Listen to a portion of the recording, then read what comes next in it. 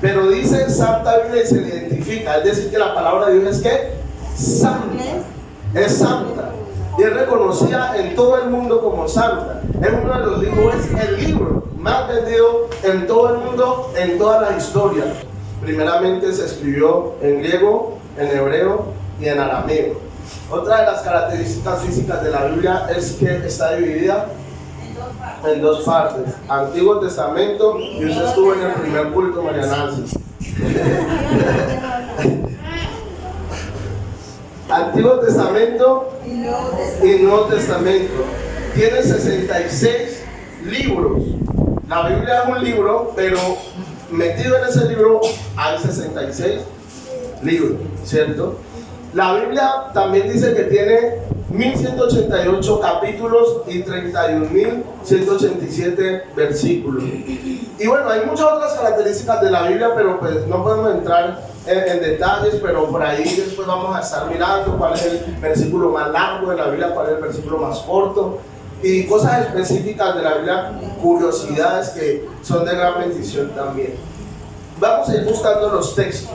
Primeramente vamos a 2 de Timoteo capítulo 3, versículo 16, que nos habla uno de los objetivos de la palabra, una característica también espiritual y física.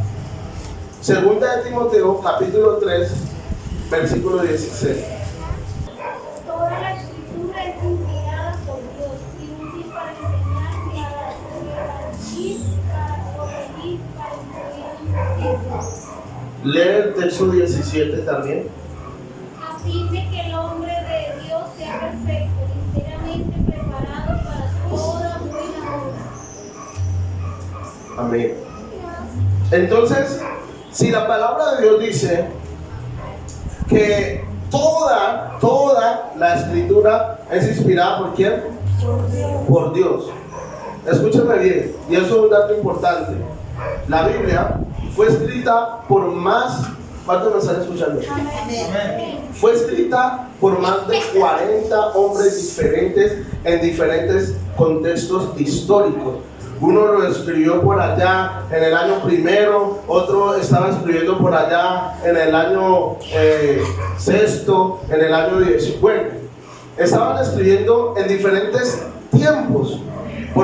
Tiene una diferencia de más de 1600 años de diferencia. Y cada uno de esos varones escribió una historia continua, escribió una historia real de lo que aconteció, inspirados por Dios. Unos fueron hombres que Dios los usó para escribir, otros fueron hombres que Dios los usó directamente en el asunto, como a Pablo, por ejemplo, que Pablo hizo parte de la palabra, pero también escribió, ¿sí? Como a Juan también, pero hubo otros hombres que solamente escribieron, ¿sí? Solamente escribieron, pero todos esos varones, aún en diferentes contextos históricos, fueron inspirados por Dios. Mire la sincronía tan poderosa que tiene la palabra. Pero más que mirar la sincronía o mirar a los hombres, miremos a Dios, que es el dueño, que es el autor intelectual. Porque muchas veces hay polémicas. ¿Y quién escribió Hebreo? ¿Y quién escribió Hechos? ¿Y quién escribió? No, es que... Pero el autor intelectual, el autor de la palabra se llama Dios, Jehová. Amén. No peleemos por quién escribió Hebreo y quién escribió Hechos, aunque son datos importantes, cosas que nos sirven, pero la honra, la gloria, el atributo es de Dios. Amén, es de Dios. Ahora dice la palabra, toda la escritura es inspirada por Dios. Nosotros no podemos debatir eso a nadie porque la misma Biblia lo dice, es inspirada por Dios y útil para enseñar lo que decían ustedes, para redarguir, para corregir, para instruir en justicia, a fin de que el hombre de Dios, esa palabra es clave también, el hombre de ¿qué? De Dios, sea perfecto, perfeccionado, enteramente preparado para toda buena obra. He aquí uno de los objetivos, de los propósitos de la palabra de Dios, ¿sí? para enseñarnos, para redarguirnos, para corregirnos. Otro dato importante es que la palabra de Dios trabaja conjuntamente con el poder del Espíritu Santo. No es lo mismo que usted lea la palabra antes de conocer a Cristo, que la lea después de haber conocido a Cristo. La va a entender y a ver de una manera totalmente distinta. Porque cuando usted recibe a Jesús en su corazón, el Espíritu Santo de Dios mora en usted y usted ya va a tener esa guía del Espíritu Santo. Si hay una campaña, si se está predicando la palabra, un evangelismo, lo que sea, una persona que no conoce del Señor y escucha la palabra, cuando esa persona dice, wow, me arrepiento de mi pecado, wow, yo quiero recibir a Jesús en mi corazón, es porque el Espíritu Santo de Dios, junto con la palabra, han actuado, han trabajado en ese corazón. Pero aquellas personas que no son tocadas por el Espíritu Santo de Dios, aquellas personas que no le abren la puerta a su corazón a Dios, no le dan una oportunidad a Dios, no pueden ni entender la palabra. Van a pasar y van a decir, esos evangélicos están locos. Porque la Biblia dice que para el que no cree la palabra es que es locura. Es locura. Pero cuando una persona es sensible a su pecado, es sensible a la palabra y al Espíritu Santo de Dios, viene a haber una transformación indudable en su vida y un reconocimiento de su pecado, un arrepentimiento. Amén. Por eso el reconocer nuestra falla, el aceptarlas, el saber que nosotros no está en nuestras manos limpiarnos, sino que el único que nos limpia es Jesús. Entonces ahí es donde venimos a rendirnos a los pies de nuestro Señor Jesucristo. Amén. Hebreos capítulo 4 versículo 12 dice lo siguiente: pues la palabra de Dios es viva y poderosa, es más cortante que cualquier espada de dos filos, penetra entre el alma y el espíritu, entre la articulación y la médula del hueso, deja al descubierto nuestros pensamientos y deseos más íntimos. Este libro no es un libro como cualquiera. Otros libros tienen muchas cosas interesantes, tienen cosas que ayudan, pero no van a tener poder. No tienen poder como tiene la palabra de Dios. Ningún libro hace lo que dice este texto. Dice, porque la palabra de Dios es viva. Otros libros no tienen vida, amados, no tienen vida. ¿Por qué? ¿Por qué este libro tiene vida? Porque fue creado, fue diseñado por el dador de la vida, por aquel que da la vida. Por lo tanto, todo lo que Dios toque, todo lo que Dios haga, va a tener vida, va a tener vida. Todo estaba muerto, pero cuando el Señor le dio su toque, le dio vida. Nosotros andábamos muertos en nuestros delitos y pecados, pero cuando el Señor nos tocó, nos dio ¿qué? Vida.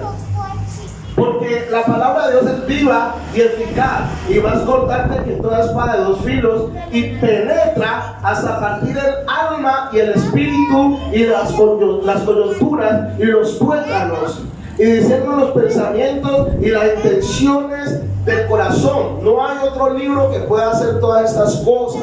Hay libros que nos ponen sentimentales, hay libros que tal vez nos saquen una o dos lágrimas, pero no hay un libro tan poderoso en el mundo como lo es la palabra de Dios.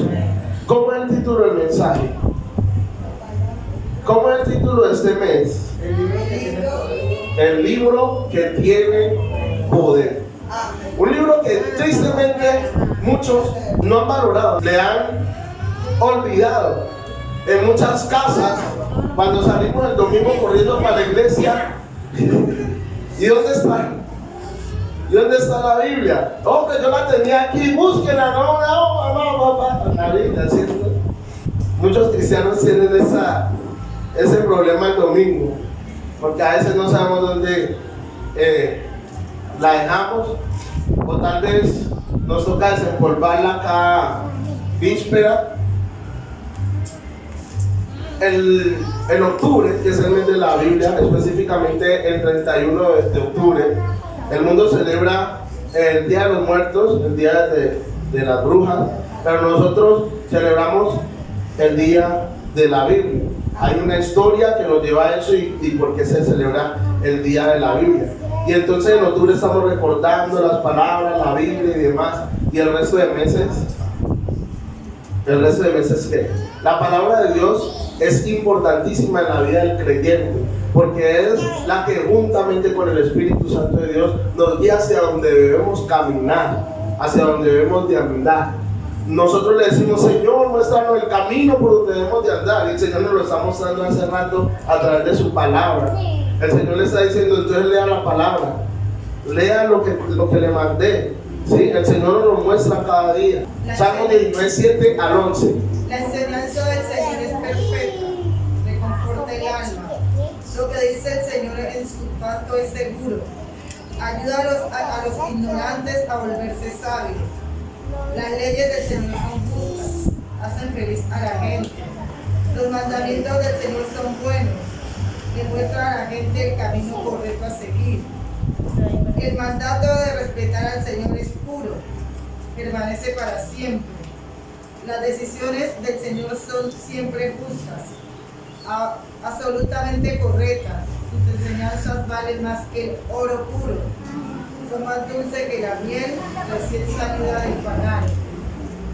Dios mío, tus enseñanzas previenen de todo peligro. A quienes te respetan, los que te obedecen serán recompensados. Amén. Esta palabra dice que es perfecta y restaura ¿qué? El alma, ¿cierto? Además de otras cosas que dice que hace, efectos que tiene en la vida de la persona. Estamos mirando algunas características espirituales de la palabra de Dios. ¿Qué dice Isaías 55, versículo 11? Así será mi palabra que sale de mi boca. No volverá a mí vacía, sino que hará lo que yo quiero y será prosperada en aquello para que le envíe. Amén. Escuchen bien. Entonces tenemos tres cosas en los tres textos que leímos.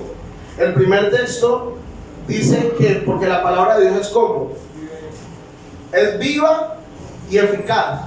El segundo texto que está en Salmos habla de que la ley del Señor es como, es perfecta y restaura el alma. Y tercero, que cumple el propósito para el cual Dios la envió.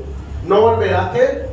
Vacía. Otra vez, primero, es viva y eficaz. Segundo, es